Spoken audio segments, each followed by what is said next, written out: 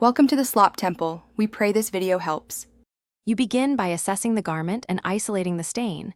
This matters because different fibers react differently. First, examine the care tag and identify fiber content. Next, test a small amount of solvent on an inside seam. Wait 10 to 30 seconds to confirm no color loss. Once safe, gently lift flaking paint with a dull spoon or plastic scraper. Avoid aggressive scraping that can push pigment deeper into fibers or damage weave. Proceed immediately to targeted treatment. You now remove the paint using the right solvent for the paint type.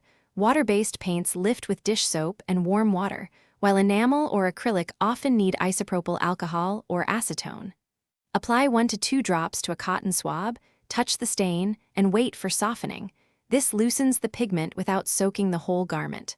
Blot from the fabric back toward the paint to move particles away.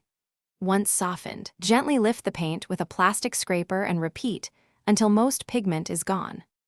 You finish by neutralizing residues and laundering correctly. Rinse the treated area under cold water to remove solvent and loose pigment, then treat with enzyme detergent and wash per the care label. Air dry the garment because heat can permanently set any residual stain.